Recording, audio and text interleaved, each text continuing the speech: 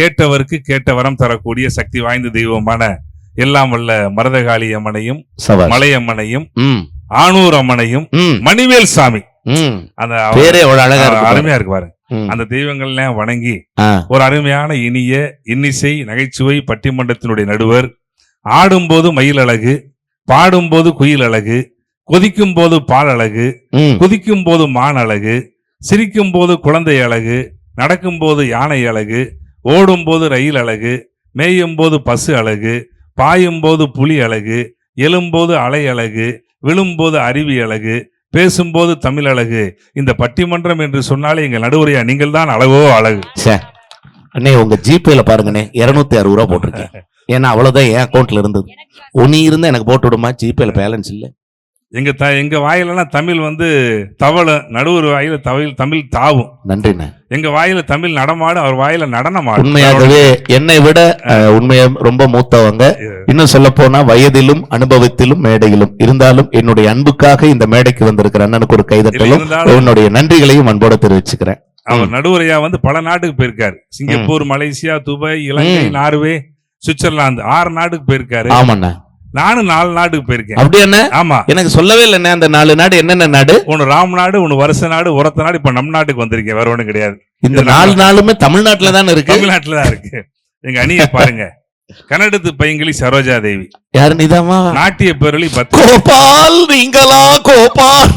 புன்னகை அரிசி மறுபடியும் தங்கச்சி. அதுல இந்த எதிரணி ரெண்டையும் பாருங்க. அந்த இது புன்னகை அரிசியான்னு? ஆமா, புளுத்து போன அரிசி மாதிரி இருக்குது. உங்களுக்கு அப்படி தெரியுது, எங்களுக்கு தங்கச்சி நாங்க அப்படிதான் பாப்போம். அந்த எதிரணி ரெண்டையும் பாருங்க. பாருங்க. உங்க பக்கத்துல உட்கார்ந்து இருக்கிற அம்மா பார்த்தா காஞ்சனா 2 மாதிரி இருக்கு. இதாமா. அடுத்த ஒரு அம்மா காஞ்ச போன 2 மாதிரி இருக்கு. அடுத்த ஒரு அம்மா பார்த்தா அரண்மனை 2 மாதிரி இருக்கு. இப்படி இந்த காலத்துக்கு பேச வந்திருக்கிற எதிரணியினரே, இந்த முன்னணி பட்டிமன்றத்திற்கு பின்னணி இசையமைத்துக் கொண்டிருக்கின்ற முன்னணி இசை கலைஞர்களே, தண்டவாளத்தில் கேட்பது ரயிலோசை, கோவிலில் கேட்பது மணியோசை, கடலில் கேட்பது அலையோசை, இங்கே கேட்பது ரசிக பெருமக்களுடைய கைதட்டல் ஓசை என்று அருமையா ரசித்துக் கொண்டிருக்கிற அன்பு ரசிக பெருமக்களே, முன்னால சீருது மயிலக்கால, முன்னால சீருது மயிலக்கால, பின்னால பாயுது லட்சக்கால, அடக்கி ஆளுது முரட்டுக்கால, எல்லாரும் உழைச்சதுக்கு சொல்லான பாயிருக்கு ஊரோடு சேர்ந்து வாழுமே. அம்மனரும் சேரும் அது நம்ம துணையாகும். பாடலாம் பாடலாம் கொண்டாடலாம், ஆனந்த பாடலாம் என்னாலுமே. உருவாக மக்கள் மனசு ஒரு பொண்ணு வந்து சொல்வார், நல்லதே செய்வார், வெற்றிமேல் வெற்றி வரும். ஆடுவோம் பாடுவோம் கொண்டாடுவோம், ஆனந்தம் காணுவோம் என்னாலுமே. என்ன சொல்லுங்க. என் பொண்டாட்டிய கூட்டு வரும்போதெல்லாம் இப்படி வந்த பாட்டும் பாடுறது இல்ல, கவிதை சொல்றது இல்ல. பாருங்க, கவிதையா சொல்றேன். இந்த பாட்டுல எதுவும் உள்குத்து இருக்கான்னு நீங்க தான் சொல்லணும். அதாவது என்ன பாட்டு பாரு. முன்னால பாயுது மயிலக்கால, பின்னால பாயுது மச்சக்கால, முன்னால பாயுது மயிலக்கால, பின்னால பாயுது மச்சக்கால. முன்னால பாஞ்சது யாரு? இந்த அம்மா மயிலக்கால. பின்னால பாஞ்சது யாரு? இப்ப அண்ணன் மச்சக்கால. அடக்கி ஆளுது முரட்டக்காலே, முரட்டக்காலே. நடுவர் ஐயா, மொத்தத்துல நம்ம யாரும் மனுஷன்ல மாடுன்னு ஒரே வார்த்தை. உண்மையிலே நடுவர் அந்த தாத்தா இதுக்கு தான் சிரிக்கிறாங்க.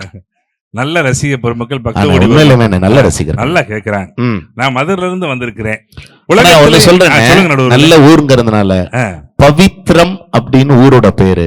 பவித்ரம்னா தமிழில் தூய்மைன்னு அர்த்தம். பவித்ரம்னா தூய்மைன்னு அர்த்தம்.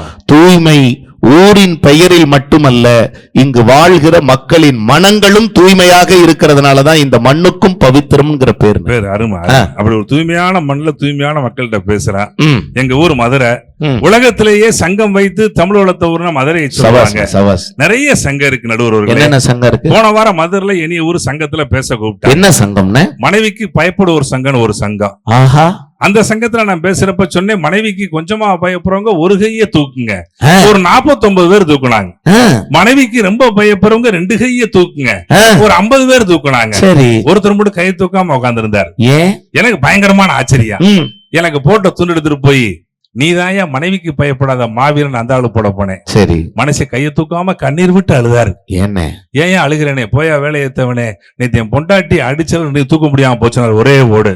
அடிச்சது வேற யாரும் கிடையாது, என் தங்கச்சி பழனி அம்மா. அவர் அந்த அம்மா அடிக்கும் போது அவர் கத்த பாத்துருக்கணும். அடிக்காத அடிக்காத, ஒரே இடத்துல அடிக்காதுன்னு கத்துறாரு. அடிச்சது என் தங்கச்சி பழனி அம்மா, அடி வாங்கினது என் மாப்பிள்ள. இந்த காலத்துல குடும்பம் பாக்குறேன், அடிச்ச அடியில கிட்னி செதறி கிடக்குது, கட்டப்பையில தூக்கி போட்டு போயிட்டு இருக்காரு. தங்கச்சியை பார்த்து கேட்டு, அம்மா பாருங்கம்மா எவ்வளவு புடவைய பாருங்க. தங்கச்சி புடவை புதுசானே, ஆனா சத்தமா கேட்காதீங்கன்னுச்சு. ஏமா மாப்பிள்ளைக்கு தெரியாம எடுத்தியம்மானே, ஆனா நான் எடுத்தது கடைக்காரனுக்கே தெரியாதுன்னு. கடைக்காரனுக்கே தெரியாதுன்ற கேச்சு. அவளா நீ அப்படி வந்து சேர்ந்துக்கிட்டு இந்த காலத்தை பேசிக்கிட்டு இருக்கீங்களா? நீங்க அதை சொல்லும் போது என்ன எனக்கு ஞாபகம் வருது, இந்த திருச்சியில ஐயா நடந்தது உண்மையா கேளுங்க. லலிதா ஜுவல்லரின்னு ஒரு நகைக்கடை, ஆமா, விளம்பரத்துல வருதா, சத்திரம் பஸ் ஸ்டாண்டுக்கு பக்கத்துல இருக்கு. பாத்தீங்கன்னா தெரியும். இங்க இருந்து கரூர்ல இருந்து போறவங்களுக்கு நிச்சயமா சத்திரம் பஸ் ஸ்டாண்டுக்கு பக்கத்துல அந்த அங்க சில வருஷத்துக்கு முன்னாடி ஒருத்தன் ஓட்டைய போட்டு 10 கிலோ நகையை ஆட்டைய போட்டேன். அவனை புடிச்சுட்டாங்க. ஆமா, முருகன்னு பேரு. யோசிச்சு பாருங்க, நாகப்பட்டினம் பக்கம். ஆமா ஆமா, உண்மை வேதாரண்யம் பக்கம் தான் இருக்கேன். பல பேர் உண்மையா சொல்றேன். அந்த இடத்துல போலீஸ் புடிச்சுட்டாங்க. இந்த ஓனர் இருக்காரு பாரு பழங்கம்மா, இந்த மொட்டை அடிச்சுட்டு ஒருத்தர் வருவார் இல்ல, அவருதான் வந்து அந்த திருடனை நான் பாக்கணும். போலீஸ்காரர் சொன்னாரு, வேணா சார் விடுங்க, பிடிச்சிட்டோம், நாங்க ரெக்கவரி பண்ணி கொடுத்துட்றோம்ல. நான் அவர்கிட்ட கொஞ்சம் பேசணுங்க. என்ன உண்மையா அங்க திருடன், இங்க ஓனர், 2 பேரும் பேசுறாங்க நேருக்கு நேர். ஒரே கேள்வி கேட்டுட்டு நான் கிளம்புறேன் பண்ணாரு. என்ன சார் அப்படின்னு திருடன் கேட்டான். இவரு கேட்டார், இதே திருச்சியில எத்தனையோ நகைக்கடை இருக்கு, என் கடையில மட்டும் ஏன்டா ஓட்டைய போட்டு ஆட்டைய போட்டேன். அவன் சொன்னா, இதே திருச்சியில எத்தனையோ கடை இருக்கு, நானா வரல, நீங்க சொல்லித்தான் உங்க கடைக்கு வந்தேன். நான் எப்படா உன்னை என் கடைக்கு வர சொன்னேன்னு. நீங்க தானே விளம்பரத்துல டிவியில என்ன சொல்றீங்க, 4 பக்கம் போங்க விசாரிங்க, கடைசியா லலிதாவுக்கு வாங்க அப்படின்னு நீங்க தானே சொன்னீங்க. நானும் 4 பக்கம் போனேன், ஓட்டையும் போட முடியல, ஆட்டையும் போட முடியல, உங்க கடைக்கு வந்த பின்னாடி ஹோரா இருந்தது, வந்து ஆட்டையை போட்டோம்னா. நாட்டு நிலப்பு இந்த காலத்துல நான் உங்கள்ட்ட ஒரு கேள்வி கேட்கிறேன். சொல்லுங்க. உங்க செல்போன்ல யாரு போட்டா வச்சிருக்கீங்க? என் செல்போன்ல ஆறுமுகசாமி முருகப்பெருமானுடைய நல்ல கைதட்டுங்க. முருகப்பெருமான், தமிழ் கடவுள் முருகனை வச்சிருக்காங்க. தமிழ்நாட்டுல பட்டிமன்ற பேச்சாளர்ல பொண்டாட்டி போட்டா செல்போன்ல வச்சு ஒரே ஆள் நான் தானே. என் பொண்டாட்டி போட்டா வச்சிருக்கேன், மைசூர் இருக்காரு, பாக்குறாரு, போகும்போது காமிக்கிறேன், அவசரப்படாதீங்க. என் பொண்டாட்டி அவரையும் பாக்குறாரு, தங்கச்சியை பார்க்கணும் ஆசைப்படுறேன். நடுவுல ஏன் என் மனைவி போட்டா செல்போன்ல வச்சிருக்கேனா, எனக்கு எப்ப பிரச்சனை வந்தாலும் எப்ப சிக்கல் வந்தாலும் என் செல்போன் ஓபன் பண்ணி என் பொண்டாட்டி போட்டோவை பார்ப்பேன். என் துன்பம் பூரா காணாம போயிடும். ஏன் என் பொண்டாட்டி கொடுக்குற துன்பத்துக்கு மேலே எவ்வளவு துன்பத்தை கொடுக்க போறேன்? இதை விடவா ஒரு இம்சை வாழ்க்கையில வந்துற போகுதுன்னு. ஆமா, இந்த காலத்துல குடும்பங்கள் எப்படி இருக்கு சொல்லுங்க. ஒரு காலத்துல குடும்பங்கள் எப்படி இருந்துச்சுங்க, சொர்க்கமா இருந்துச்சுங்க. சொர்க்கமா. இன்று சொர்க்கத்தின் தீரப்பு விழா, ஒரு சோலைக்கு வசந்த விழா, பக்கத்தில் பருவநிலா, இளமை தரும் இசையப்பலா, பார்க்கட்டும் இன்ப உலா, சொர்க்கத்தின் தீரப்பு விழா. ஒரு கைதட்டல். எவ்வளவு சந்தோஷம். குடும்பங்கள்ல உள்ளங்கள் நடமாடுச்சுங்க, மனம் விட்டு பேசினாங்க. இன்னைக்கு குடும்பங்கள்ல உருவங்கள் நடமாடிக்கிட்டு. உண்மையில யோசிச்சு பாருங்க, அன்னைக்கு அட்டாச்சு ஃபேமிலி, டிட்டாச்சு பாத்ரூம். இன்னைக்கு அட்டாச்சு பாத்ரூம், டிட்டாச்சு ஃபேமிலி ஆகி போச்சு. உண்மையா இல்லையா? அதாவது பாத்ரூம் எல்லாம் ஒரு காலத்துல வெளியே இருந்தது, நம்ம ஆளுகள்லாம் வீட்டுக்குள்ள கூடி ஒண்ணா இருந்தாங்க. இன்னைக்கு பாத்ரூம் வீட்டுக்குள்ள வந்துருச்சு, நம்ம சொந்தமெல்லாம் வெளியில வச்சுக்கிற. கைதட்டல் கொடுங்க. உண்மைதானே? வீட்டுல காலம் நல்லா இருக்கா? யோசிச்சு பாருங்க. அன்னைக்கு குடும்பங்கள்ல மனசு விட்டு பேசுறாங்க, புருஷன் பொண்டாட்டி ஒருத்தருக்கு ஒருத்தர் அன்பா பரிமாறினாங்க. இன்னைக்கு அன்னைக்கு எப்படி இருந்துச்சு பாட்டு, அந்த மனசை பரிமாறுவாங்க பாருங்க.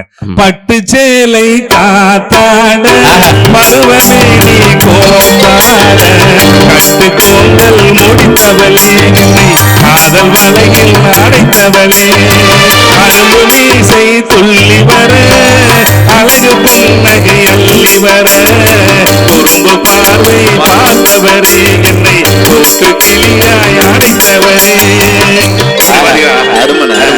புருஷனுக்கு முன்னாடி மனம் பல பேர் அப்படியே அந்த காலத்துக்கே கூட்டிட்டு போறீங்க. பாட்டு நடுவுல அப்படி இருந்துச்சு. பூஜைக்கு வந்த மலரே வா, பூஜைக்கு வந்த நிலவே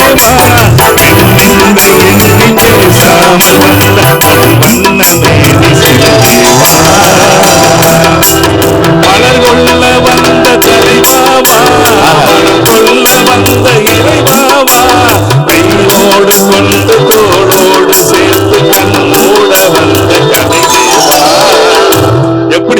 பாருங்க, மனம் விட்டு பேசுறாங்க. எங்க தாத்தாவை தேடி யாராச்சும் எங்க பாட்டி சொல்லுவாங்க, என்ன சொல்லுவாங்க, அவங்கள பழனிக்கு போயிருக்காங்க, மதியானம் வருவாங்க. எங்க அப்பாவை தேடி யாராச்சும் எங்க அம்மா சொல்லுவாங்க, அவரா கரூருக்கு போயிருக்காரு, சாயங்காலம் வருவாரு. தாத்தாவா அவங்க, அப்பாவா அவங்க. என் காலத்துல இனிய தேடி யாராச்சும் தான் ஏன் பொண்டாட்டி சொல்லுது, அது வாட்டுக்கு போயிருக்கு, அது வாட்டுக்கு போயிருக்கு. அது எங்க போயிருக்குன்னு தெரியல, எப்ப வரும்னு தெரியல. உங்க வீட்டுக்காரர் எதை திம்பாரு, எதை போட்டாலும் திங்க. என்னன்னே ஒரு மானங்கட்ட வளப்பா இருக்கு. எதை போட்டாலும் திங்க. நடுவர் வீட்டுக்கு போறேன், அவங்க வீட்டுக்காரன் என் தங்கச்சி சொல்லுது, அது எதை போட்டாலும் மேயும் இருக்கு. மேயும் உங்களது திங்கிய அது மேய். குடும்பங்கள்ல ஒரு பாசம் இருக்கா யோசிச்சு பாருங்க. நடுவர்ல அன்னைக்கு எப்படி இருந்துச்சு பாருங்க. மரியாதை இல்லனே, மரியாதை. அன்னைக்கு எழுத்து வீட்டுல ஒரு புதுசா கல்யாணமான புருஷ மண்டாட்டி இருக்காங்க. அந்த புள்ளைங்க கல்யாணம் ஆகி 2 மாசம் கூட இல்ல. ரமேஷ் அதை எடு, ரமேஷ் இது இங்க வை, ரமேஷ் பால் அடுப்புல வச்சிருக்க, என்னாச்சுன்னு பாரு, ரமேஷ் குக்கர்ல 3 விசில் வந்தா நிறுத்து. நான் இதை ஜன்னல் வழியா பாத்துட்டு இருந்தேன். சரி, என் பொண்டாட்டி கேட்டுச்சு, எங்க என்னப்பா பாத்துட்டு இருக்கீங்க, இந்த புதுசா 2 மாசம் கூட ஆகல கல்யாணம் ஆகி ரமேஷ்னு பேரை சொல்லியே கூப்பிடுதுன்னு பாரு. என் வீட்டு மகராட்சி சொன்னேன், அது கடற்கடை ரவிக்குமாரு, நீ போய் வாச கூட்டுற வழியை பாருங்க. நானும் கட்ட குழப்படா மாணிக்காங்கிற மாதிரி ரொம்ப மோசமா இருக்கும். ரொம்ப மோசமாச்சு. எங்க வீட்டுல நடுவர்களே, நான் வீட்டுக்காரமா வாரம் வெள்ளிக்கிழமை மீனாட்சி அம்மன் கோயிலுக்கு கூட்டு போவேன். கூட்டு போறப்ப கொடை பிடிச்சுதாங்க கூட்டு போவேன். இல்லனே கொடையா? ஆமா, கொடை பிடிச்சுதான் கூட்டு போவேன். ஏன்னு எங்க மதுரையில ஒரு பக்கம் போற நகை கடை, ஒரு பக்கம் போற துணி கடை. என் பொண்டாட்டி தலையை எங்கிட்டு திருப்பினா கொடை எங்கிட்டு திருப்பிக்கிருவேன். ஏன்னா 5 பவுன் செயின் ஆட்டையை போட்டுருவா. இங்கிட்டு திருப்பினா இங்கிட்டு திருப்பிக்கிறேன் கொடைய. 10 ரூபா 10,000 பட்டுச்சலி ஆட்டையை போட்டுருவா. பார்த்து எச்சரிக்கையா தான் கூட்டு போறேன். ஆனா ஒண்ணுனே, உங்க வீட்டுல அந்த பிரச்சனை இருக்கு, என் வீட்டுல பட்டுப்புடவை பிரச்சனையே இல்ல. போன வாரம் பேப்பர் படிச்சுக்கிட்டு இருந்தேன். பேப்பரா படிக்கிறீங்க, ஏன் பார்த்தா என்ன பாத்ரூம் கழுவுற மாதிரியா தெரியுது சொல்லுன்னு ஒரே வார்த்தை கேட்டா. 10வது பக்கத்துல ஒரு முக்கியமான செய்தி போட்டிருக்கான், படிச்சீங்களா? என்னமா முக்கிய செய்தின்னு, 10,000 ரூபாய் மதிப்புள்ள பட்டுப்புடவை தள்ளுபடி விலையில் 3,000 ரூபாய்க்கு விற்பனைன்னு போட்டிருக்கேன், பாத்தீங்களா? நான் சொன்னேன் 3வது பக்கத்துல ஒரு முக்கியமான செய்தி போட்டிருக்கேன், நீ படிச்சியான்னு. படிச்சா கம்முன்னு போயிட்டேன். என்ன போட்டு தெரியுமா? பட்டுப்புடவை கேட்ட மனைவி வெட்டி கொலைன்னு போட்டு வர, கம்முன்னு போயிட்டேன். நமக்கு எதுக்கு வம்பு? சரி, உங்க வீட்டுல உங்க வீட்டுக்காரம்மா பட்டுச்சேலை எங்க வைப்பாங்க? பட்டுச்சேலைய பீரோல தானே, பீரோல வைப்பாங்க. நீங்க எல்லாம் பட்டுச்சேலை அக்கா மாரெல்லாம் பீரோல தானே வைப்பீங்க. என் முன்னாடி பட்டுச்சேலை பிரிட்ஜுக்குள்ள வச்சிருக்காக்கா. ஏன் பிரிட்ஜுக்குள்ள வச்சிருக்கா? போன வாரம் கல்யாணத்துக்கு கிளம்புற பொண்டாட்டி பட்டுச்சேலை பிரிட்ஜுக்குள்ள இருந்து எடுத்து கட்டினா. ஏண்டி பட்டுச்சேலை பிரிட்ஜுக்குள்ள வச்சிருக்கேன்னு. அத்தான் கட்டிக்கிட்டதான் குழுகுலும் இல்ல, கட்டுறதாச்சும் குழுகுலும் தாட்டா ஒரே ஓடு. நான் என்ன பண்ணுவேன் தெரியுங்களா? என் ட்ரவுசர் 2 எடுத்து வச்சிருக்கேன், குழுகுலும் இருக்கட்டும். அன்னைக்கு எப்படி இருந்துச்சு குடும்பங்கள்? அடுப்படியே திருப்பதியே வாசப்படியே வைகுந்தமா கொண்டவனே கோவிலா நினைச்சு அன்னைக்கு வாழ்ந்தாங்களா இல்லையா? அன்னைக்கு வாழ்ந்தாங்களா இல்லையா? எங்க வீட்டுல விநாயகர் சேர்த்தி வந்துச்சுங்க. என் பையன் கேட்டான், ஏமா விநாயகர் சேர்த்தி வந்துருச்சு, பிள்ளையார் வாங்கலையாமா? என் பொண்டாட்டி சொன்ன, இருக்கிற பிள்ளையார் வாங்கன்னு தொந்தியும் தொப்பையும் அப்பா இருக்காரு, அவரை வச்சு. பையன் திருப்பி சொன்னா, ஏமா 3வது நாள் கொண்டு போய் ஆத்துல கரைக்கணுமா? கவலைப்படாத, அப்பனை கொண்டு போய் அப்படியே கரைச்சிரும்டான்றாங்க. ரெடியா இருக்காங்க. ஏன்னு நீங்க போன வாரம் என் பையன் LKG சொன்னனே, சரி அப்ப நாய் வேணும்பா, நாய் வேணும்பான்னா நாங்க வாய வச்சுட்டு சும்மா இருந்தது. இந்த வீட்டுக்காக நான் தான் ஒருத்தன் நாயா வளைக்கிறேன் இல்லடா அப்படின்னு சமயக்கட்டுல இருந்து ஒரே வார்த்தையில ஆப் பண்ணிட்டானு. அவன் நல்ல நாயா கேக்குறான், வாங்கிட்டு வந்து கொடுங்கன்னா முடிஞ்சு. இந்த காலத்துல குடும்பங்கள் எப்படி இருக்கு பாத்தீங்களா? குடும்பமா இதுக்கு பட்டியல் போட்டு கலகலப்பாக இருந்த குடும்பம் கைகலப்பா ஆகி போச்சு. ஒண்ணும் இல்ல. போன வாரம் திருச்செந்தூருக்கு போனேன், நானும் என் பொண்டாட்டி என் பையன். சரி, நான் கடல்ல கொஞ்சம் ஆழத்துல குளிக்கிறேன், பையன் கரையோரத்துல குளிக்கிறேன், பொண்டாட்டி பயந்து கரையில நிக்கிறா. நடுவுறவர்களே, ஒரு பெரிய அலை வந்துச்சு, என் பொண்டாட்டி என் பையனை பார்த்து சொல்றா, டே பெரிய அலை வருது, வேமா கரைக்கு வாடா. என் மகன் அம்மாவை பார்த்து கேட்டேன், அம்மா அப்பாவும் கடல்ல குளிக்கிறாரு, அவரை ஏமா கூப்பிட மாட்டேன்ற? என் பொண்டாட்டி ஒரு வார்த்தை சொன்னா பாருங்க, அப்பாக்கு LIC பாலிசி 5 லட்சம் ரூபாய்க்கு போட்டிருக்கா. உங்களுக்கு எத்தனை லட்சம் ரூபாய்க்கு போட்டிருக்கு? போட்டிருக்கேன், டியூ கட்டாம விட்டுட்டேன். அப்படியா? கட்டிருங்க, பாலிசிக்கு லைவ் பண்ணணும். இன்னைக்கு குடும்பங்கள் எப்படிங்க இருக்கு யோசிச்சு பாருங்க. நல்லா இருக்கா? மகிழ்ச்சியா இருக்கா? காலம் கலிகாலம் மாறி போச்சுடா, மாறி போச்சுடா. நம்மளையே தெரியாம குழந்தை நம்மளையே சேர்ந்து இங்கு குடும்பம் நடந்தது. தப்புகிட்ட வச்சிருந்தா போதும், நீங்க தப்புகிட்ட செஞ்சிருந்தா நாயா. பொய்ய செய்ய இந்த பூமி எப்படி பெய்ய, இது பார்க்க பார்க்க மனுஷன் இந்த பக்தி குறையுது. பிடிக்க வந்த சாமி கூட குறையுது. மகா கணபதி, மகா கணபதி, மகா கணபதி, மகா கணபதி. சூப்பர். நல்லா நடுவருக்கு ஒரு கை தருங்க. எங்க பேச்சாளுக்கு உயிர் கொடுத்துக்கிட்டு இருக்காரு, கிடையாது. இப்படி குடும்பங்கள் போச்சு. இந்த காலத்துல என்னங்க சந்தோஷம் இருக்கு. அன்னைக்கு பள்ளிக்கூடத்து வாசல் நடுவர்களே பிள்ளையார் கோவில் இருக்கும். ஆமா, பையன் ஸ்கூலுக்கு போவேன், பிள்ளையார் கோவில்ல பிள்ளையார சாயம் போடுவேன். 5 கரத்தனை, ஆணை முகத்தனை, இந்தி நிலம்பரை, போலி மெய்த்தனை, நந்தி மகந்தனை, ஞான கொழுந்தனை, புந்தியில் வைத்தடி போற்றுகின்றனே கும்பிட்டு புள்ள போவேன். ஏன் பையன் பிள்ளையார் கோவில சாயம் போட்டு போறேன்? வகுப்புல போனா வாத்தியார் நம்மள அடிச்சிடக்கூடாது, வாத்தியார்னால நமக்கு பிரச்சனை வந்துடக்கூடாதுன்னு சொல்லி அன்னைக்கு கும்பிட்டு போனாங்க. அன்னைக்கு கல்வி ஆரோக்கியமா இருந்துச்சு. இன்னைக்கு பள்ளிக்கூடத்து வாசல்ல பிள்ளையார் கோயில் இருக்கு, பையன் சாயம் போட மாட்டேன்றியா, வாத்தியார் கும்பிட்டு போய்கிட்டு இருக்காரு. இன்னைக்கு பையனால எந்த பிரச்சனையும் வந்துடக்கூடாது, மாட்டிடக்கூடாது. அன்னைக்கு பையன் பூரா புத்தகத்தை திறந்தா மயிலரகு வச்சிருந்தாங்க, இன்னைக்கு பிளேடு கத்தி வச்சிருந்தாங்க. நீங்க வேற என்ன சொல்றது உண்மைன்னா, பெரியவங்க எல்லாம் இருக்கீங்க, 80s கிட் 70s கிட் எல்லாம் இருப்பீங்க, பெரியவங்க 60s கிட் கூட இருப்பீங்க. 60 70 80ல பிறந்தவங்களா இருந்தா உண்மையை சொல்லுங்க. நம்மளை எல்லாம் எல்கேஜி யூகேஜில கொண்டு போய் சேர்த்தாங்க. 1வது வகுப்பு ஔவையார் ஆரம்ப பாடசாலைங்கிற மாதிரி கொண்டு போய் சேர்த்தாங்க. அப்படி சேர்க்கும் போது வயசுக்கெல்லாம் சர்டிபிகேட் கிடையாது. 5 வயசு ஆச்சுன்னா 1வதுல கொண்டு போய் சேர்ப்பாங்க. எப்படி 5 வயசு ஆச்சுன்னு கண்டுபிடிச்சாங்க? இந்த கை அண்ணன் சொல்றாங்க, இப்படி கொண்டு போய் காதை தொட்டோம்னா 5 வயசு கொண்டு போய் சேர்த்து. இப்ப எப்படி கொண்டு போய் சேர்த்துறாங்க தெரியுமான்னு? குழந்தை தவழ்ந்தாவே கதவை தொட்டாவே கொண்டு போய் குழந்தைய சேர்த்து பள்ளிக்கூடத்துல பிரிகேஜி. அது என்ன பிரிகேஜி? போறோம்னா இந்த கட்டை வரல சூப்பர்ல இருந்து பிரிச்சு விடுறதான் பிரிகேஜி. கைதட்டல் கொடுங்க. இதுக்கு 2.5 வயசு 2.5 லட்சம் ரூபாய் வாங்குறான் சிலதுல. இதுக்கு அப்பனாத்தா டெஸ்ட் எழுதிட்டு இருக்காங்க, என் பிள்ளைய சேர்த்துக்குங்கன்னு அப்பனாத்தா டெஸ்ட் எழுதிட்டு இருக்காங்க. இந்த கால கொடுமை என்ன சொல்றது? காலையில 7:45 நாளையில இருந்து பாருங்க, தமிழ்நாடே அல்லோகலப்படும். 7:15 ஒரு வண்டி வரும் சார், மஞ்சள் கலர்ல புல்ல முடிக்கிற வண்டி ஒண்ணு எல்லா கிராமத்துக்கு வரும். உண்மையா சொல்றேன், பையெல்லாம் தாத்தெல்லாம் தட்டுறாங்க. உண்மையா அந்த பையன் அசந்து அப்படின்னு ஒரு குரல் தான் வரும். எழுப்பி விட்டு எவன் குளிப்பாட்டுறான், எவன் சோப்பு போடுறான், எவன் ஷாம்பு போடுறான், எவன் டவுசர் மாட்டுறான், எவன் சட்டையை மாட்டுறான், எவன் ஷூ போடுறான், எவன் சாக்ஸ போடுறான், ஒன்னும் தெரியாது. அந்த 2 இட்லி நங்கு நங்கு நங்கு நங்கு நங்கு நங்குன்னு குத்தி அவன் தொண்டையில இறக்கி, இங்க ஒரு டை, இங்க ஒரு பெல்ட். எதுக்கு இங்க ஒரு டை? கொண்டு போய் புலி மூட்டை மாதிரி ஏற்கனவே அது அந்த வண்டி வரும் பாருங்க, ஸ்கூல் வண்டி ஆட்டோல நிறமாச கற்பிணி மாதிரியே வரும். அதுல 10ஓட 11 அத்தோட இவன் 1 சேர்த்து போட்டு 10 வீதி 15 வீதி கொண்டு போய் தான் சேர்த்தோம். இந்த எதுக்கு தெரியுமா? டை ஸ்பீடு பிரேக்ல குலுங்கி போகும்போது அடிச்ச 2 இட்லி கூப்புன்னு இப்படி வந்துடக்கூடாதுன்னு தான் இங்க டை. இங்க அதுக்கு பெல்ட், இது வழியா கீழே டர்ன்னு இறங்கிடக்கூடாதுன்னு தான் இங்க ஒரு பெல்ட். நேர கிளாஸ்ல உட்கார்ந்து எல்கேஜில போய் உட்காருவான், மிஸ் சொல்லி கொடுப்பாங்க. Dear students, good morning to all. Yes ma'am.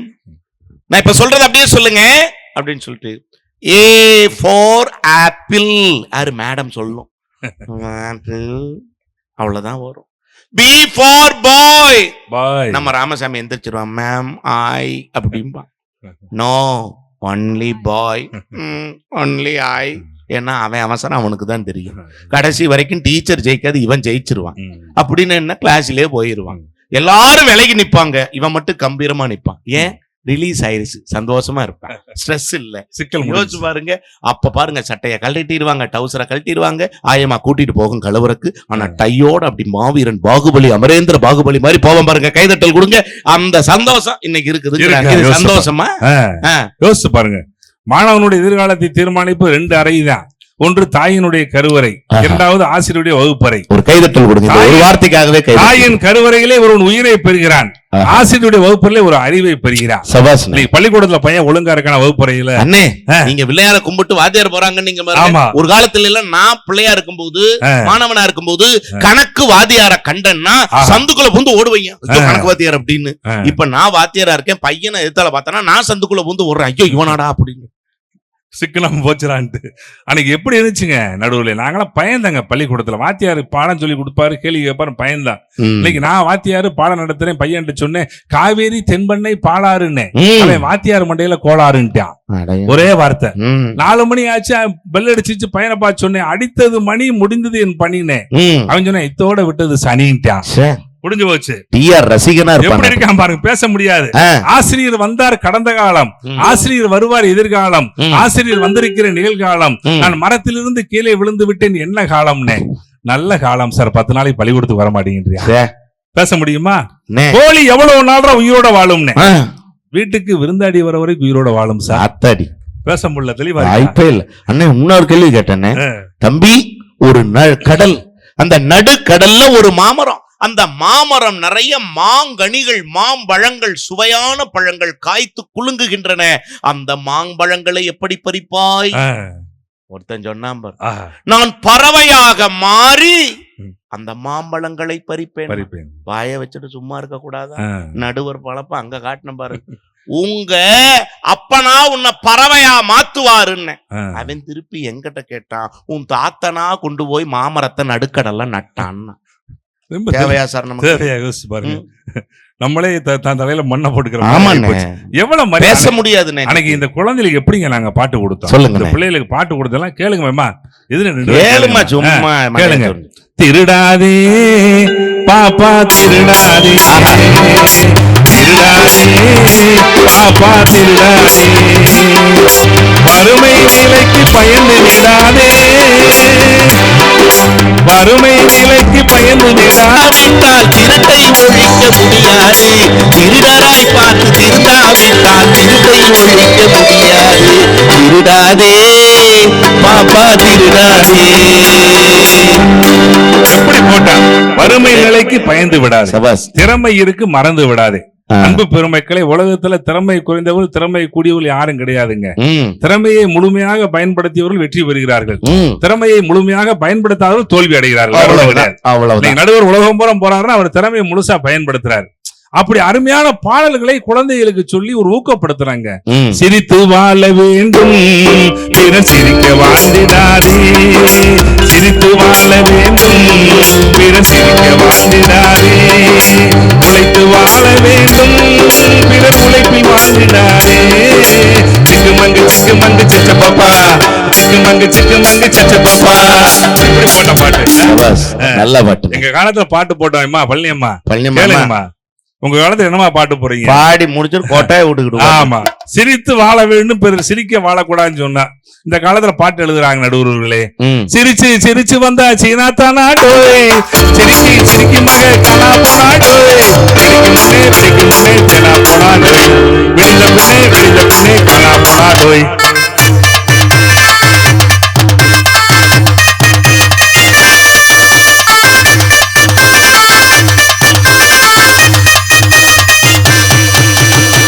ஆனா நம்ம கிச்சா திருடாதே பாட்டுக்கு வாசிச்சதை விட இதுக்குதான் நல்ல ரசனையா வாசிக்கிறாப்புல. இப்படி காலங்கள் போச்சு நடுவுல, பண்பாடோட பாடல்கள் இல்லையே. இந்த பண்பாட்டுல முக்கியமான பண்பாடு விருந்தோம்பல் பண்பாடு. செல்விருந்து ஓம்பி நறுவிருந்து பார்த்திருப்பான் வருவிருந்து வானத்தவருக்கு. இது இன்னைக்கு இந்த கொங்கு பகுதியில மட்டும்தான் பார்க்க முடியுது, வேற எங்கேயும் பார்க்க முடியல. உண்மை. எடுத்துக்காட்டுக்கு 2 பேரை சொல்றேன். இந்த பழனியம்மா இருக்காங்க பாருங்க. ஆமா. போன வாரம் திருப்பூர்ல பட்டிமன்றம். சரி. தங்கச்சி வீட்டுக்கு போனேன். ஆனா பட்டிமன்றம் போறீங்களா, எங்க வீட்டுல இருந்து சாப்பிட்டு போங்கன்னு நடுவர்களே. இலை போட்டு சாப்பாடு போட்டுச்சு. சாப்பிட்டு முடிச்சு இலையை சுருட்ட போனேன். ஆனா இலையை சுருட்டாதீங்க, இலையை சுருட்டாதீங்கன்னுச்சு. ஏமான்னு கேட்டேன். அடுத்து வரவங்க இந்த இலையில தானே சாப்பிடணும்னுச்சு. அடுத்து நான் உடனே சொன்னேன், என்ன சொன்னீங்க? அடுத்து வரவங்க கோச்சுக்கிற மாட்டாங்களாமா கேட்டேன். பழனியம்மா சொன்னிச்சு, இப்ப நீங்க என்ன கோச்சுக்கிட்டா சாப்பிட்டீங்க. நான் 9வது ஆள் நடுவர்களே. அப்படியா? ஆமா. நீங்க திருப்பூர் பட்டிமன்றம் போக மாட்டேன், ஒரு இலை வாங்கிட்டு போயிருங்க. இல்ல நான் உங்க வீட்டு பக்கமே போக மாட்டேன். ஏன்னா உங்களுக்கு முன்னாடி அந்த இலைக்கு நான் தான் போயிட்டு வந்தேன். அப்படியே சொல்றேன். உங்களுக்காக சோறு, உங்களுக்காக சோறுன்னு எனக்கு பிரியாணி. அப்படியா? பிரியாணி வைக்கிது அவங்க வீட்டு நாய் வெறி கொண்டு அப்படிங்குது. சரி. பழனியம்மா 1/2 கிலோ கறிக்கு ஆசைப்பட்டு 2 கிலோ கறி போயிரு மாட்டிருக்கு எங்கிட்ட இருந்து. ஏன் இந்த நாய் வள்ளு வள்ளுன்னு விழுகுது? என்ன அந்த நாய் அப்படித்தான் விழும், நீங்க பாட்டுக்கு சாப்பிடுங்க. அது கை வைக்க போனா அப்படிங்குது. பழனியம்மா தயவு செய்து ஒண்ணு நாயை அப்புறப்படுத்து, இல்லாட்டி என்ன அப்புறப்படுத்திடு, தயவு செய்து எனக்கு பிரியாணி கூட வேண்டான்னு. ஏன் அந்த நாய் அப்படி குறைக்குதுன்னு பாருங்க. ஒரே வார்த்தை சொல்லுச்சு, திருவார்த்தை. என்ன வார்த்தை? அது சாப்பிடுற தட்டுல யாரு சாப்பிட்டாலும் அது அப்படித்தான் குறைக்கும், நீ சாப்பிடு. அதுக்கப்புறம் என்ன பண்றது, கையில எடுத்து சாப்பிட்டு வந்துட்டு தட்டாங்கே வச்சுட்டு. இன்னைக்கு அந்த பண்பாடு இருக்கா? இந்த பக்கத்துல இருக்க என் தங்கச்சி நிவியா, நல்ல பொண்ணுங்க. சென்னையில போன வாரம் பேரு பாருங்க, நிவியா. ஆமா, போன வாரம் சென்னையில கல்யாண வீட்டுல சாப்பிட்டு தங்கச்சி வீட்டுக்கு போன நடுவுல. யாரு போனாலும் வீட்டுல சாப்பிடாம அனுப்பாதுங்க. தங்கச்சிக்கு ஒரு கை தட்டுங்க. நீங்க யாரு போனாலும் வீட்டுல சாப்பிடாம அனுப்பாது. இதுவே சோறு திங்காத மாதிரி தான் வந்து உட்கார்ந்து இருக்குமே. அது கவனிக்கு நல்லா. நான் கல்யாண வீட்டுல சாப்பிட்டு தங்கச்சி வீட்டுக்கு போனே, வாங்கனே சாப்பிடுங்கண்ணே. சரி. ஏமா தங்கச்சி கல்யாண வீட்டுல சாப்பிட்டேம்மா. என் வீட்டுக்கு வர்றீங்க தெரிஞ்சு அப்புறம் நீங்க சாப்பிட்டு வந்தீங்க. ஏமா கல்யாண வீட்டுல சாப்பிட்டு வந்தேன். இந்த அம்மா ஒரு வார்த்தை சொல்லிச்சு பாருங்க, என்ன? கண்ட நாயெல்லாம் என் வீட்டுல தின்ட்டு போறப்ப நீங்க உருவாயிதீங்க அப்ப நான் நினைச்சு ஒரே வார்டு. எப்படி சேர்ந்து வந்து கடைசி எப்படிமா சாப்பிட முடியும்? சாப்பிட்டீங்களா? சாப்பிடல. இப்படிப்பட்ட மனிதர்களுக்காக தான் பாட்டு போட்டான் அந்த காலத்துல. போகாத பாதையிலே போக கூடாது, சும்மா ஒத்திக்கிட்டு அங்க இங்க நிக்க கூடாது. போகாத பாதையிலே போக கூடாது, சும்மா ஒத்திக்கிட்டு அங்க இங்க நிக்க கூடாது. மாடாகவே பாட்டு எல்லாமே ரொம்ப தேர்ந்தெடுத்த பாடல்கள். ஒரு கைதட்டல் கொடுங்க. ரொம்ப சிறப்பா. அப்படி பாட்டு. போகாத பாதையில போக கூடாது, மனம் புத்தி கெட்டு அங்கு இங்கு அலையக்கூடாது, மாடாகவே மனுஷன் மாறக்கூடாது, மத்தவங்க பொருள் மேல ஆசைப்படக்கூடாது. சூப்பர். திருக்குறள் மாதிரி கொடுத்த நடுவுல அன்னைக்கு பாடல்கள் பூரா திருக்குறள் மாதிரி வந்துச்சு. இறைவன் எல்லாத்தையும் கொடுத்து, மரதகாளி எல்லாத்தையும் தான் கொடுத்துருக்காரு. யாருக்கு எது கொடுக்காம இருக்காரா? சந்தோஷம் நம்ம மனசுல தானே இருக்கு. அழகா சொன்னாரு, கொடுத்ததெல்லாம் கொடுத்தார், அவர் யாருக்காக கொடுத்தார்? ஒருத்தருக்காக கொடுத்தார், இல்லை ஊருக்காக கொடுத்தார். ஒருத்தருக்காக கொடுத்தார், இல்லை ஊருக்காக கொடுத்தார்.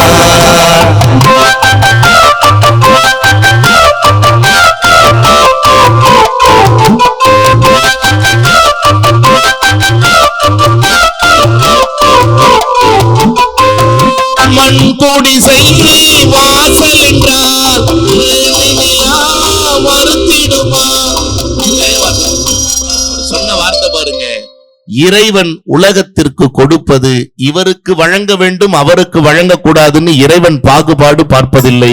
பாகுபாடு பார்க்கிறவர்கள் மனிதர்களாக இருக்கிறார்கள், பாகுபாடு பார்க்காதவர்கள் அந்த கடவுளுக்கு இணையாக இருக்கிறார்கள்ங்கிற விஷயத்தை அந்த கால மனுஷன் சொன்னாங்க. பாட்டுக்கு படகோட்டி, நடிப்புக்கு நவராத்திரி. படைத்தவன் மேல் பழியும் இல்லை, பசித்தவன் மேல் பாவம் இல்லை, பிடித்தவர்கள் பிரித்து கொண்டார், உழைத்தவர்கள் தெளிவில் நின்றார். பலர் வாழ வாழ சிலர் வாழ வாழ ஒருபோதும் தெய்வம் கொடுத்ததில்லை. கொடுத்ததெல்லாம் கொடுத்தார், அவர் யாருக்காக கொடுத்தார்? ஒருத்தருக்காக கொடுத்தார், இல்லை ஊருக்காக கொடுத்தார். ஒருத்தருக்காக கொடுத்தார், இல்லை ஊருக்காக கொடுத்தார்.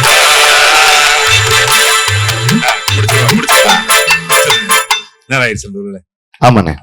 அன்னைக்கு பாட்டு எப்படி இருந்துச்சு? பால் மாதிரி, தேன் மாதிரி, தயிர் மாதிரி, மோர் மாதிரி. எங்க பாட்டு போற அன்னைக்கு நல்ல பாதையை காமிச்சிச்சு. அன்னைக்கு பாடல்கள் நல்ல பாதையை காமிச்சிச்சு. பால் மாதிரி, தேன் மாதிரி, மோர் மாதிரி, தயிர் மாதிரி.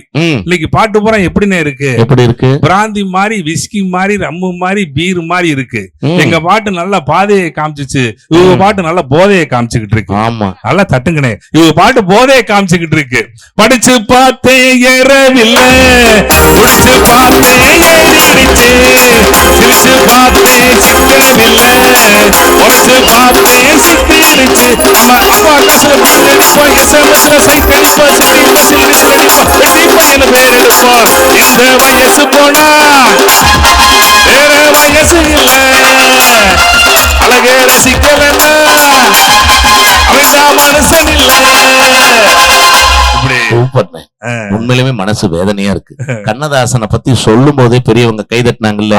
கண்ணதாசனை எங்க கொண்டு வச்சான்னு தெரியுமா? ஒரு பாட்டு கொடுத்திருக்கா, இந்த குடிச்சவங்க எல்லாம் சேர்ந்து பாடுற மாதிரி ஒரு பாட்டு.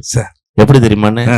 பொண்டாட்டி பிள்ளைங்க இல்ல இடம், இந்த இடம் இந்த இடம் இல்ல என்ன சாமி மடம் தானே. எங்களுக்கு மேல கீழே யாரும் இல்ல, எங்களுக்கு புத்தி கித்தி வேதமில்லை. வெட்டிக்கார மச்சி என்னாச்சு, வெடிய வந்து போட்டு ரோட்டு கடையில மனுஷன் காலிய பாரு, சேட்டு கடையில மனைவி காலிய பாரு, ரோட்டு கடையில மனுஷன் ஒரே ஜாலி பாரு, சேட்டு கடையில மனைவி தாலி பாரு.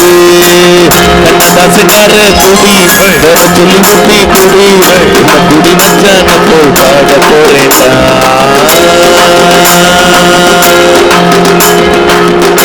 இதுக்காக கண்ணதாசன் பாட்டு எழுதுனாரு. கண்ணதாசன் காரக்குடி பேர சொல்லி ஊத்தி குடினா கண்ணதாசன் ஐயா உன்னை குழந்தைகளுக்கு சொல்லிக் கொடுங்க.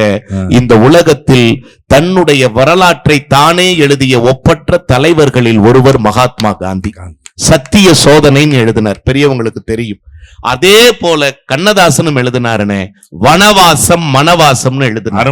எல்லாரும் கேட்டாங்க, நீங்க என்ன பெரிய காந்தியா, நீங்களும் உங்களுடைய சத்திய சோதனையை எழுதுறதுக்குன்னு கேட்டபோது, காந்தியடிகளைப் போலவே நானும் என்னுடைய வாழ்க்கையை ஒளிவு மறைவில்லாமல் எழுதியிருக்கிறேன். அவரதும் தேவை, என்னோடதும் தேவைன்னார். எப்படி சொல்றீங்கன்னாரு. கண்ணதாசன் அடிச்சார் பாருங்க. ஒரு மனிதன் எப்படியெல்லாம் வாழ வேண்டும் என்று கற்றுக்கொள்ள வேண்டும் என்று சொன்னால் மகாத்மா காந்தியடிகளினுடைய சத்திய சோதனையை படியுங்கள். ஒரு மனிதன் எப்படியெல்லாம் வாழக்கூடாது என நினைத்தால் கண்ணதாசனுடைய வனவாசத்தையும் மனவாசத்தையும் படியுங்கள். பின்பற்றுவதற்கு ஒரு நூல் என்றால் எப்படி வாழக்கூடாது என பின்பற்றக்கூடாதவற்றிற்கான ஒரு நூல் என் நூல்னு சொன்னார் பாருங்க. இந்த இடத்துல கைதட்டல் இதெல்லாம் இருந்தது இல்லைன்னு இன்னைக்கு இருக்கா? அதான் கண்ணதாசன் பாட்டு கொடுத்தாரு. பார்க்க தெரிந்தால் பாதை தெரியும், பார்த்து நடந்தால் பயணம் தொடரும், பயணம் தொடர்ந்தால் கதவு திறக்கும், கதவு திறந்தால் காட்சி கிடைக்கும், காட்சி கிடைத்தால் கவலை தீரும், கவலை தீர்ந்தால் வாழலாம், வாழ நினைத்தால் வாழலாம், அழியாயில் ஆழக்கடலும் கோடையாகும் ஆசை இருந்தால் இதுக்கு கூட சொல்ல முடியுமா? ஒரு கேள்வி பதில் சொல்லிருக்காரு. அது எங்க தங்கச்சி பழனியம்மாள் தெரியல. அந்த அம்மா வந்து சொன்னாங்க, முடிச்சுறேன் நேரம் ஆயிருச்சு. இந்த தலைப்பை பேசினா ஒரு மணி நேரம் கூட நல்லா பேசுங்க, நல்லா கேக்குறாங்க. நடுவர்களே ஒண்ணும் இல்ல, பழனியம்மா வந்து சொன்னா மூளைச்சாவு அடையிறாங்க, அந்த உறுப்பு பூரா பல பேருக்கு பிரிச்சு கொடுக்கறோம்ன்றாங்க. ரொம்ப மனசு விட்டு சொல்றேன், மூளைச்சாவு ஏங்க அடையிறாங்க? ஏன் ஆக்சிடென்ட் ஆகுது? 100 கிலோமீட்டர் ஸ்பீட்ல போறேன், 108 பைக்ல 108 ஆம்புலன்ஸ்ல திரும்பி வந்துகிட்டு இருக்கான். பைக்கை எவனாச்சும் ஒழுங்கா ஓட்டினா எவனாச்சும் பைக்கை ஒழுங்கா ஓட்டினா பிரச்சனை வருமா? அன்னைக்கு நாங்களாம் சைக்கிள் ஓட்டிக்கிட்டு இருந்த நடுவுல நிம்மதியா இருந்தா. இன்னைக்கு போற 3 லட்ச ரூபா பைக்கு 5 லட்ச ரூபா பைக்கை வாங்கிட்டு ஓட்டிட்டு போய் அப்பா அம்மாட்ட பிடிவாதம் பண்ணி பைக்கை வாங்கி ஓட்டி செவத்துல விடுறான், புளிய மரத்துல விடுறான்னு சொன்னா மூளைச்சாவு அடையத்தாயா செய்வேன். நல்ல கைதட்டல். ஆமா, இது யார் காரணம்? யார் காரணம்? அழகா ஒரு கவிஞன் எழுதுனா, இளவயது மரணங்கள், அதிவேக பைக்குகளின் எண்ணிக்கை அதிகரிக்க அதிகரிக்க இளம் வயது மரணங்களின் எண்ணிக்கையும் அதிகரித்துக் கொண்டே இருக்கிறது. யோசிச்சு பாருங்க. பூரா அன்னைக்கு 100cc வண்டி ஓட்டுற, அன்னைக்கு 500cc வண்டி ஓட்டிட்டு இருக்கேன். சுசுகிக்கும் யமகாவுக்கும் போட்டி, ஜெயிச்சதுனவோ ஆம்புலன்ஸ். சூப்பர். சண்டை போட்டு கிடக்கான சுசுகிக்கும் யமகாவுக்கும் போட்டி, ஜெயிச்சது ஆம்புலன்ஸ். இந்த காலம் சந்தோஷமா இருக்கா? அந்த காலம் மகிழ்ச்சியா இருந்துச்சு. நடுவில் பெல் அடிச்சு நேரம் ஆயிருச்சு. ஒரு செய்தி சொல்லி முடிச்சிருக்கேன். அன்னைக்கு 50 ரூபாய் மிச்சப்படுத்த 30 நிமிஷம் நடந்து போனா, இன்னைக்கு 30 நிமிஷத்தை மிச்சப்படுத்த 50 ரூபாய் கொடுத்து ஆட்டோல போய்கிட்டு இருக்கான். அன்னைக்கு போற ஜன்னல் கதவெல்லாம் திறந்து வைங்கப்பா, வெளி காத்து உள்ள வரட்டுன்னு சொன்னா, இன்னைக்கு ஜன்னல் கதவெல்லாம் பூட்டி வைங்கப்பா, ஏசி காத்து வெளியே போகுதுன்ற, ஏசி வெளியே போகுதுன்றியா. அன்னைக்கு கலர் கலராய் முட்டாய் சாப்பிட்டா, இன்னைக்கு கலர் கலரா மாத்திரை சாப்பிட்டுக்கிட்டு. அன்னைக்கு புருஷன் சாப்பிட்டு முடிச்சா பொண்டாட்டி வெத்தலை பெட்டி இருந்தா, இன்னைக்கு புருஷன் சாப்பிட்டு முடிச்சா பொண்டாட்டி மாத்திரை பெட்டி வந்துகிட்டு இருக்கா. யோசிச்சு பாருங்க. அன்னைக்கு 4-5 ஊருக்கு ஒரு பள்ளிக்கூடம் இருந்துச்சு, இன்னைக்கு ஊருக்கு 4-5 பள்ளிக்கூடம் இருக்கு. நம்ம சொத்த பூரா எழுதி வாங்குறதுக்கு வேற ஒண்ணும் கிடையாது. நடுவுல அன்னைக்கு பணத்தை பயன்படுத்தினா, மனிதர்கள் மீது அன்பு செலுத்தினா, இன்னைக்கு மனிதர்களை பயன்படுத்துறா, பணத்தின் மீது அன்பு செலுத்திக்கிட்டு இருக்கோம் என்று சொன்னால் இந்த வாழ்க்கை எப்படிங்க சந்தோஷமா இருக்கு? எந்த வகையில பார்த்தாலும் அந்த காலம் தான் மகிழ்ச்சியான காலம் என்று சொல்லி பேசலாம், நிறைய பேசலாம். நேரம் ஆயிடுச்சுன்ற காரணத்தினால நல்ல தீர்ப்பு நீங்க வழங்குவீங்க. அந்த 2 பேரும் சிரிச்சுக்கிட்டு இருக்காங்க பாருங்க. அங்கே சிரிப்பவர்கள் சிரிக்கட்டும், அது ஆனந்த சிரிப்பு. இங்கே நீங்கள் சிரிக்கும் போது சிரிப்போம் ஆனந்த சிரிப்பு. நல்ல தீர்ப்பை நடுவர் சொல்லும் நேரம் வரும்போது, அங்கே சிரிப்பவர் யார், அழுபவர் யார் என்று சொல்லி நல்ல வாய்ப்பு நன்றி கூறி நிறைவு செய்கிறேன். நன்றி, வணக்கம். அண்ணே, உண்மையிலுமே ஒரு நிமிஷம் இல்லைங்க. தொடக்கத்திலிருந்து நிறைவு வரை தான் எடுத்துக்கொண்ட தலைப்பிலிருந்து தடம் மாறாமல் தடு மாறாமல் பேசியிருக்கிற மதுரை கவிஞர் திருநாவுக்கரசு அவர்களுக்கு ஒரு நல்ல கைதட்டல் கொடுங்க. இந்த கைதட்டல் தானே உங்கள் பேச்சுக்கான வெற்றி.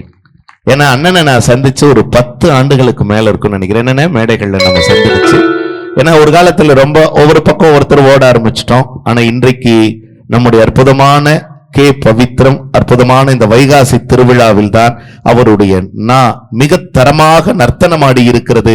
வெகு நாட்களுக்கு பிறகு உங்களில் ஒருவனாக உங்களோடு ஒருவனாக அவர் பேச்சை ரசிக்கிற வாய்ப்பு எனக்கு கிடைத்தது. நன்றி அண்ணன், உங்களுடைய மேன்மைகள் சிறக்கட்டும்.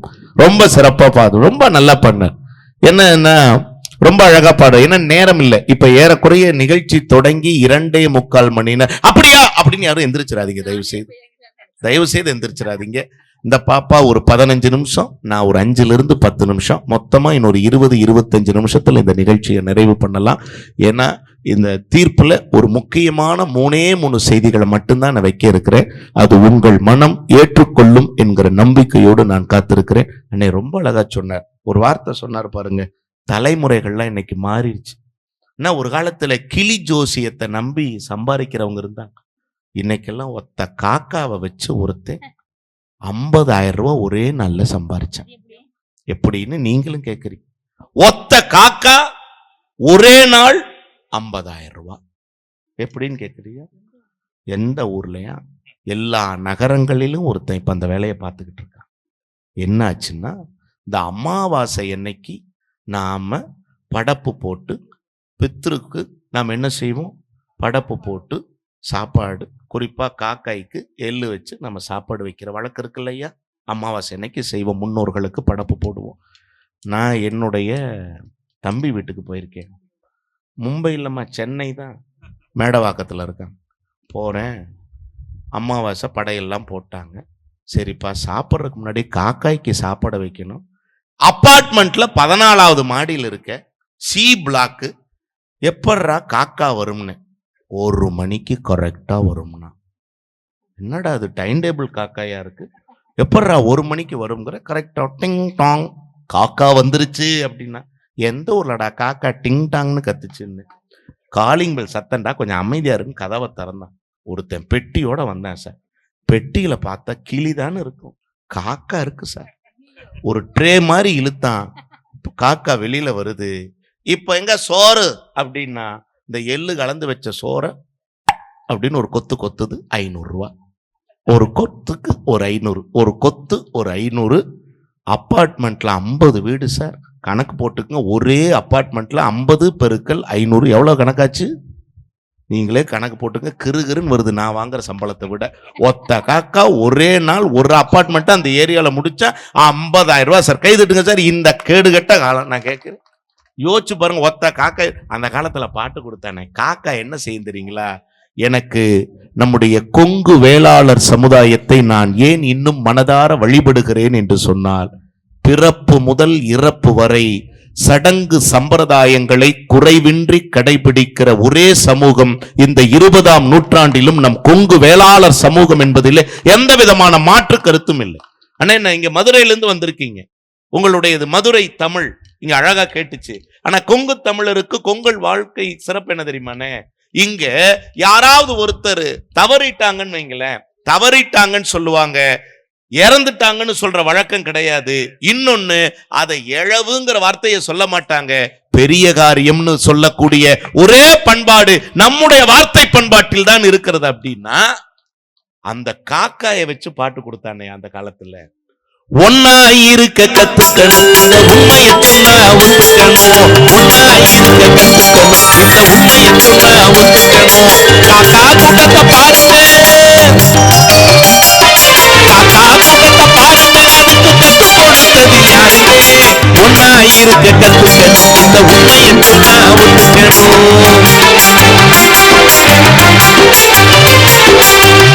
உண்மைனா கைதட்டுங்க சார். இருந்ததா அந்த காலம்? ரொம்ப அற்புதமா பேசியிருக்கீங்கன்னு மனம் திறந்த வாழ்த்துக்கள், பாராட்டுக்கள்.